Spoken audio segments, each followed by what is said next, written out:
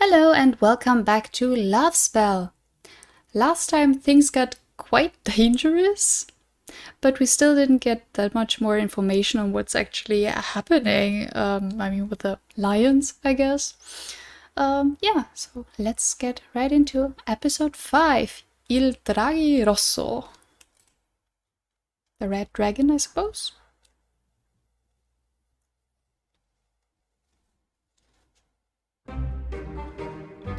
I gulp nervously as I silently follow the figure in front of me, like a child on the way to get scolded.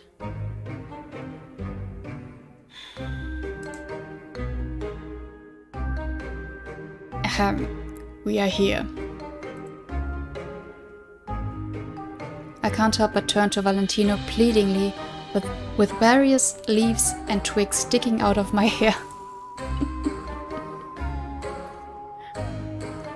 But the last time I wasn't trying to do anything weird. I slipped on a frozen mozzarella stick that an angry magical penguin was throwing at me, and then I happened to fall out of the window. Yes, Signora, I'm sure the Signora will definitely understand your situation, but it's my responsibility to inform him that you did, indeed, jump out of a window. An ambulance is going by. Wow. What's going on today?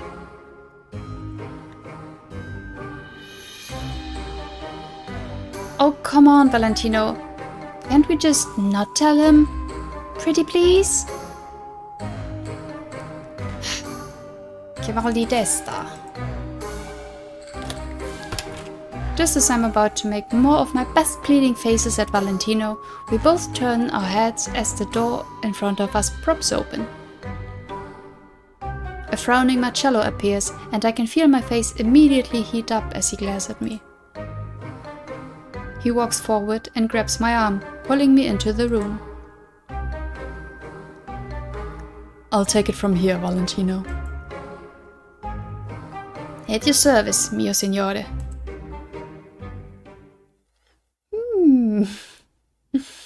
Oh man. Oh.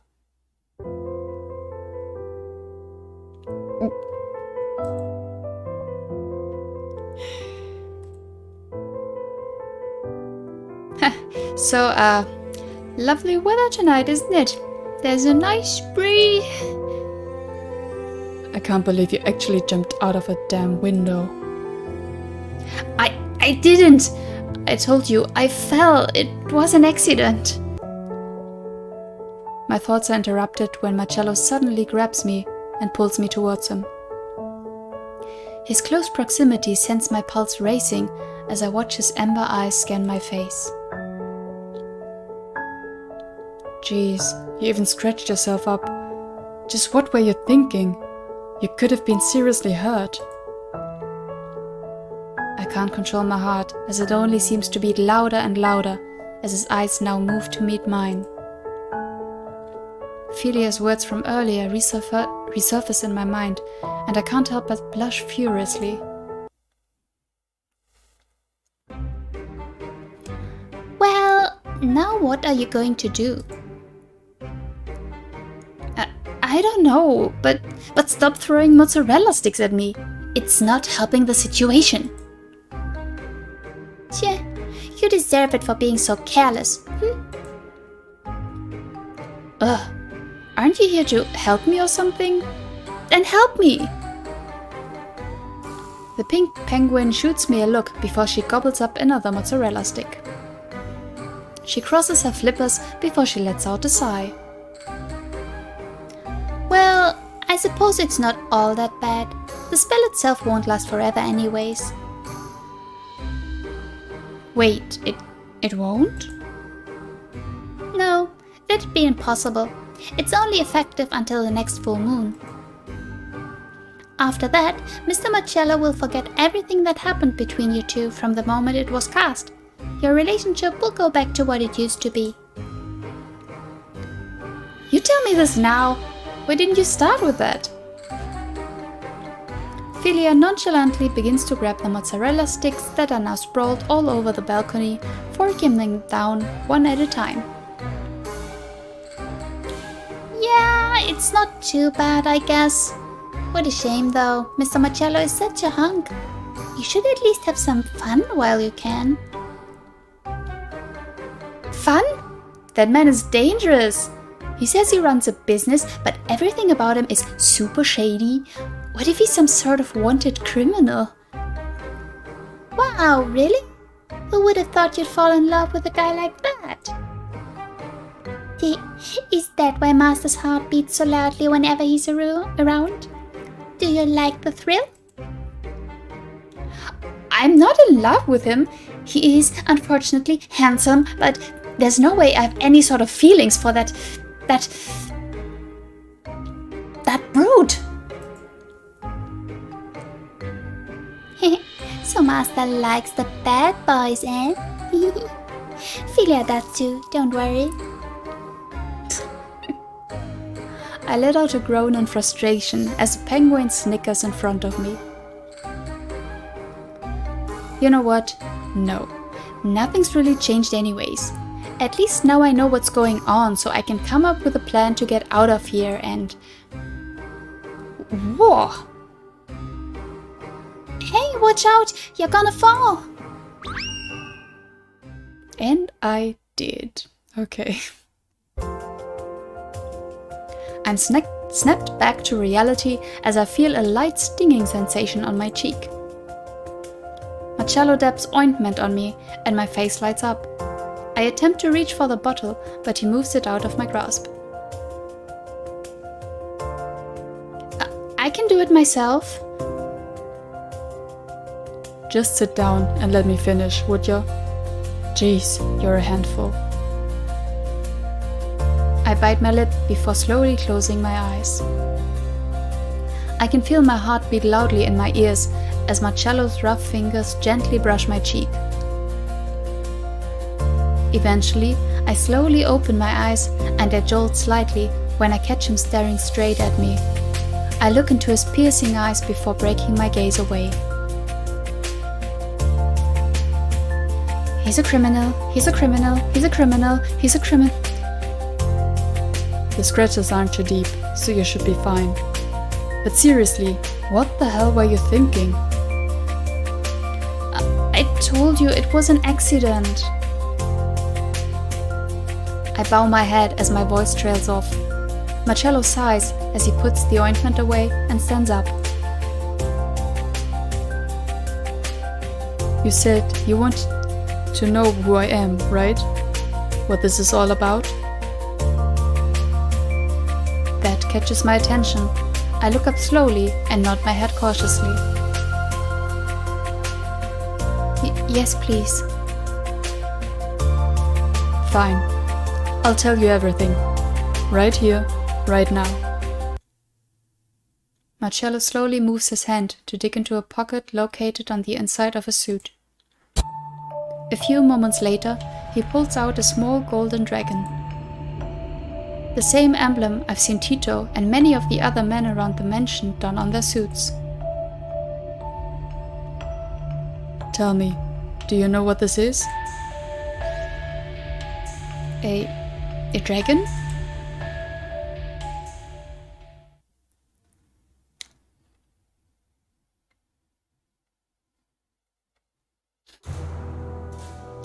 A thick, tense atmosphere settles into place as Marcello slips the pen back into his suit again before facing me. My name is Marcello Di Nucci. I'm the leader of an organization called Il Draghi Rosso, also known as the Red Dragons. I suppose you could call us a group of modern-day mercenaries. Our headquarters are far overseas, but we have members stationed all over the world. Our operations lead us to do a number of different things, whether it's containing acts of terrorism, busting trafficking rings, or taking care of corrupt politicians. We do it. Although our means of accomplishing our tasks aren't always the most ethical, civilized, or even legal. Because of this, we've moved completely underground and we operate in the shadows. Some call us anti-heroes of sorts. When there's a big enough problem that even the feds or the military can't get a handle on, we're usually called to step in. Wow. Organizations like that really exist? A lot of groups like ours exist in the shadows all over the world. Some even control major cities and trade markets. I suppose you could call us the head honchos, though. Our numbers, our money, and our forces put us at the top of the underground food chain. As leaders, it falls on us to keep the underground's very delicate power system in place. Just the mention of us being around keeps a lot of filth out of the streets. However, that's only half true right now. I can't help but gulp as Marcello's eyes darken and his tone grows deep. About 6 months ago, off the coast of this town, there was an attack. An attack that would change everything. An attack? Yeah. A ship of ours carrying extremely precious cargo was blown to pieces. It was terrible. Everyone on board was killed, including my father, Don Lucci, the previous head of the Dragons. Marcello, I'm so sorry. No, I don't deserve an apology, because I wasn't the only one who lost something important that night. Tito's father, along with most of the members of Dragoon, an elite force of the Red Dragon's strongest, most influential members, were on board that ship. With a mission to deliver 200 pounds of the world's rarest diamonds to a top client of ours, it would have secured our organization's finances for many, many years to come. Except the next morning after our ship was attacked, that same client was also found dead. But why? Who would do something like that? And what would they hope to gain? It's impossible to say. With a business as dirty as ours, we have more than our fair share of blood on our hands. But for someone to pull off a stunt like that, whoever was behind this was no amateur, and they had planned this for a very, very long time. And finally, after months of fruitless searching, day and night without end, we found our lead. Marcello's eyes narrow as he places a small gleaming pin in front of me. That pin again. It resembles a lion? It's the symbol of Il Leoni Neri, or the Black Lions. The only other underground organization in the world to rival ours equally, in numbers, powers, and might. The relationship between the Red Dragons and the Black Lions is rocky, to say the least. For many, many years, both groups were trapped in a vicious cycle of war with each other. Pools of blood tainted our cities and countless lives were lost, or so history goes. Once the world entered the modern era, so did our groups. Many centuries ago, a grandfather of mine established a treaty of peace, a mutual respect with the head of the Lions at the time. A system of checks and balances was put into place, you might say, to avoid each side from growing too corrupt. There would not be a single leader, but two. Yin and Yang, light and dark. Various cultures around the world would retell the story, but at its origin, it was a dragon and a lion. Both would rule, or both would die. Ever since then, we've kept a peaceful and distant relationship. Until now, that is. Then, you think it was the Black Lions who attacked your ship that night? I swallow hard as Marcello stares at the floor before shaking his head. Well, I suppose that's what we've been trying to figure out. I know the current leader of the Lions. At one point in my life, I even called him a close friend. Although our relationship is a lot different now from what it used to be. I want to believe he's not the type of person to commit underhanded moves like this. But as of right now, every clue we've got is leading us in that direction. Marcello tears his hands through his hair as he lets out a deep sigh. But if this does end up being true and war breaks out between both groups again, A lot of people are going to die. Cities worth of innocent people at that. Although it goes against my own wishes, gathering information and not making hasty decisions is the most prominent course of action as of right now. Unfortunately, time isn't on our side. Word travels fast, and once people start hearing about our situation, the rats are gonna start crawling out of the woodwork by the hundreds. We also can't expect to depend on the group that might have gotten us into the situation in the first place to remedy much. So right now, this investigation and keeping things under wraps back home is our priority. And with that, you should be caught up to speed on everything, who we are and what we're doing here. I fumble with the hem of my dress nervously as the intensity of Marcello's words reverberates throughout my system. I furrow my eyebrows as my eyes dart about in all directions. But what could a group like that want with me? I'm not a part of this at all. I don't think they want you per se. I think they just want something to use against me. The new head of the dragons, and probably their biggest obstacle. Marcello looks at me with a guilt-stricken expression. I'm sorry for dragging you into this. I never would have imagined it would turn out like this. Until this all boils over, I think your safest bet is here with us. Marcello turns around, hiding his expression from me as he casts his eyes downwards. You know, my pops and I had a huge fight before I got on that damned boat. I said some things I didn't really mean, and I never got a chance to apologize to him. I regret it every day that I couldn't protect him. My best friends, my brothers and sisters in arms, they were all on that ship, and I couldn't protect any of them. So, I'll do my best to make it right and protect you. You don't have anything to do with this anyways. You don't deserve to get hurt. Without thinking, I walk over to Marcello. I slowly extend my hand out to touch him, but hesitation washes over me. I wanted to keep you out of this as much as I could, but I guess I only put you in more danger by doing that. I didn't consider your feelings at all. I'm sorry, Kay. I swallow hard, biting my lip. Without thinking, I wrap my arms around Marcello's large frame, and I feel him stiffen under me.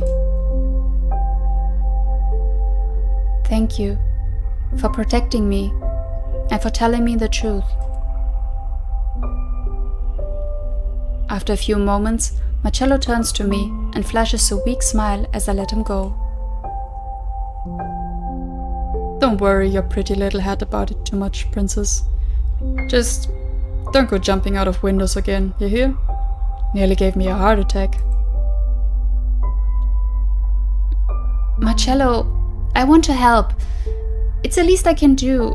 I want to help you track down whoever did this, even if it was the Black Lions.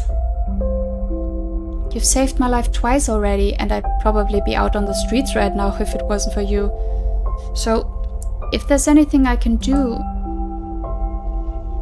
Marcello lets out a laugh as he ruffles my hair and brushes past me. This might be a little more than you can chew, Princess, but I appreciate the thought. The most you can do right now is keep safe and stay low. After all this is over, I promise I'll send you home safely. So, truce? No more jumping out of windows? I smile as he sticks a hand out to me and I take it. Truce. Whew, that was a lot of exposition right there. But yeah, finally we know the story, okay. Ooh, oh. A few days later. I take in the smell of roses and jasmines as I walk through an expansive garden. been really quiet lately. I guess everyone's busy figuring out what's going on. I really hope a war doesn't break out between two giant groups like that. It sounds terrifying. The sound of another set of footsteps catches my attention. I whip my head around, but see no one. A shiver runs down my spine as I remember my previous encounter, and I begin to walk briskly towards the manor. But what's even more terrifying is to think that people as dangerous as that are after me, merely because I was seen with the leader of the Red Dragons for barely a few hours. I bite my lip, picturing Marcello's cocky, grinning face in my head. Honestly, I can't imagine how rough Marcello must have it right now. That sounds like a lot of weight for one man's shoulders. Suddenly, I hear a rustle in the bushes next to me, and I jump back on instinct. Who's there? Aww. I watch as a small white cat treads out of the bushes and looks up at me cautiously before running away. Phew. I'm way too jumpy lately. I turn around again, only to come face to face with a small black gun. Freeze, Befante!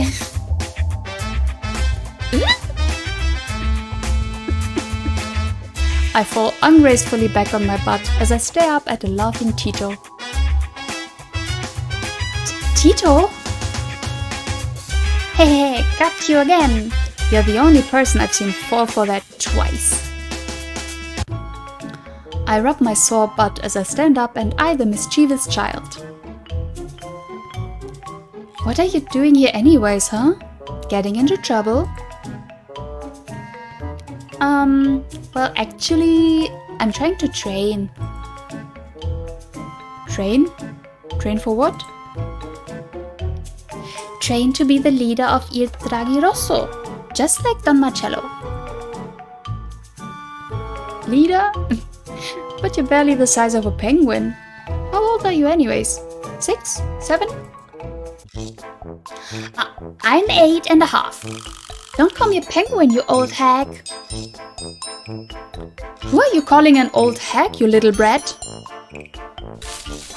Before Tito can answer, he peeks behind me and quickly dives back into the bushes. I turn around to see one of Marcello's employees running up to me. Mi scusi, signorina. Have you seen Tito anywhere around here? Tito? I look towards Tito's crouching figure in the bush as he shoots me a pleading look. I raise my eyebrow, but I turn around to the suited man. No, I'm afraid I haven't seen him come this way. Oh, buon Dio. That boy is such a handful. He never listens and is always running off. I watch as the man runs back towards the manor, heaving a loud sigh. After a few moments, Tito's small head peeks up from between the leaves. Is he gone? Yep. Can't you explain why you're hiding now? I notice Tito nervously looks down, so I smile softly and kneel to meet his gaze. Hey, you can trust me. I didn't rat you out, did I? Yeah, I guess that's true. Like I said, I'm trying to train by myself to become the strongest member of the Red Dragons. But why?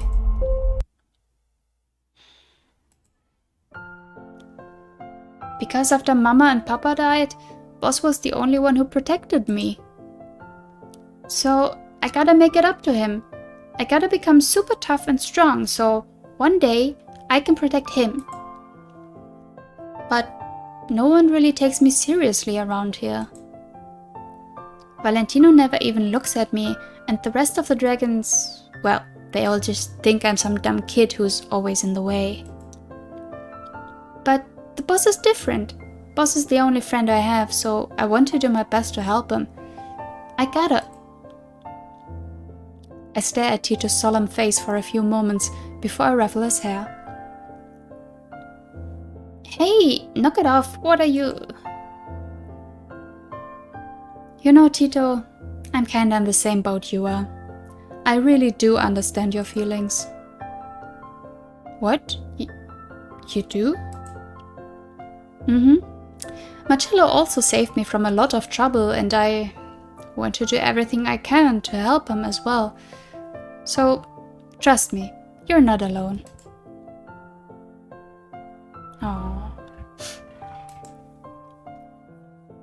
My eyes widen as I watch small tears form in Tito's eyes. He immediately wipes them away, although his lips continue to tremble. Tito? Marcello, I mean, boss, he's my hero. If I could become stronger and help him, maybe the other red dragons would start paying attention to me too. Maybe they would be my friends, but no one will train with me. And if I can't train, I can't get stronger, then I can't... I really wish my mama and papa were here sometimes. I want to go home. Without a second thought, I reach forward to pull Tito into a tight embrace. After a few moments, I pull back to look at him with a smile as I wipe his tears. Okay, Tito, that settles it. I'll train with you. What? Really? Yeah, I like your idea. If we both get stronger, we could definitely help Marcello out.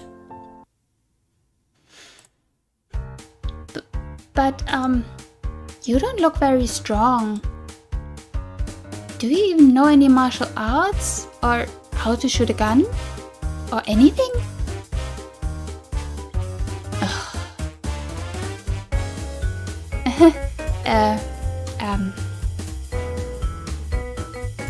I thought so. You're a liar. How are you supposed to train me when you don't know anything yourself? I bite my lip as I watch Tito turn around sadly, but not wanting to give up, I reach out to grab his hand. That's not true. Well, it's kinda true, but Marcello's actually training me, so I could teach you what he's teaching me. I can't help but gulp when I see Tito's eyes widen. Bosses, he's personally training you? Yep, that's right. Every day. Non c'è modo. Even though he's the strongest member of Dragoon, I heard the boss has never taken an apprentice before. He's only ever trained with me a couple of times in my whole life. Wait, are you gonna be boss's wife or something? Are you gonna be the new Senora Drago? Wife? No. We're just friends. Friends? Sure. I get it. Do you want me to train you or not, you little brat? Suddenly, Tito throws his arms around me in a tight embrace. I can't help but soften as I feel him hug me tightly, and I rub a hand on his back. Please, please train me, Miss K. Please! It would mean the world to me. Yeah, I definitely will, Tito. Oh boy. Oh. Later that night. I gulp inadvertently as I stare up at the giant door in front of me. I take a deep breath as I reach out to knock, but I pull my hand back at the last second. Am I insane? What was I thinking? I can't just go up to a mafia boss and be like, hey, be my personal kung fu instructor. I'm so stupid. What? Why not? Just say please. Philia! That's not how these things work. I didn't think this through. There's no way Marcello is going to agree with this. I doubt he even has the time to. But he's in love with you. I'm sure he'll make the time. Maybe he can chain you in all sorts of different things. All night long. Can it, you bird brain? I'm doing this for Tito's sake. Quit saying weird things. Boo. So mean. I let out an exasperated sigh as I looked back up towards the looming door. Ugh, there's no way this is going to work. I should just find Tito and tell him something else. Maybe I can watch some online martial arts tutorials or something and... Are you gonna stand at my door all day or what? At the sudden voice, I jump and quickly turn around to see Marcello standing behind me with a skeptical look. My eye twitches as I watch Philia emerge from behind his ponytail and snuggle herself on the top of his hair. Teehee. Oh, Mr. Marcello's back. Today his hair smells like roses. Philia, you little... Hello? What are you staring at me so hard for? Already can't take your eyes off me, princess. What? No. I came here to ask you for a favor. Marcello tilts his head as he shoots me a coy smirk. My heart begins to race as he slowly steps closer to me. I feel my back press itself against the door as he leans into my ear. What kind of favor are you in need of this late at night, Blood rushes to my cheeks and I can't help but shake my head furiously. Nothing like that. You perv. Perv? But I didn't say anything, did I? Just where did your mind go, huh, princess? Damn, got him. I bite my lip in frustration, knowing my face must be glowing red. I ball my hands into fists out as I turn to walk away. You know what? Forget it. Just as I'm about to leave, Marcello grabs me by the arm and pulls me back to him. A playful grin dances on his handsome face as he looks down at me. No, let's not be hasty. What's all this about a favor, huh? Tell me.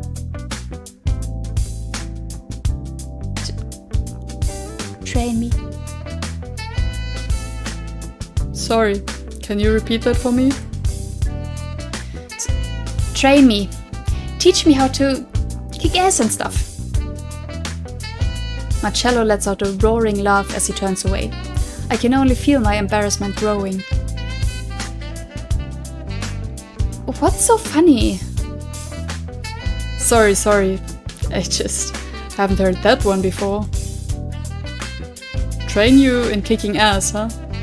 Why the sudden inspiration in taking up arms as an ass kicker? Well, I figured since one of the most dangerous underground organizations is targeting my life because of you, it's the least you can do to ensure my safety. What will happen if you're not around when I... A small yelp escapes me as Marcello grabs my waist and pulls me into his chest. He smirks down at my surprised expression as one of his hands rests on the small of my back. That's an easy fix, princess. How about I just never let you out of my sight from now on? I mean, we've technically already showered together, right? Why don't you move into my room and we can... No, that's not the point here at all. I quickly shove Marcello away as my heart pounds wildly in my chest. You're no fun. Will you do it or not? Fine, I'll do it, but... I gulp as Marcello's expression instantly changes. He shoots me a deep smirk and lifts my chin up. I'm not too good with delicate objects, you see. Things might get a little rough. Think you can handle me, Pinks?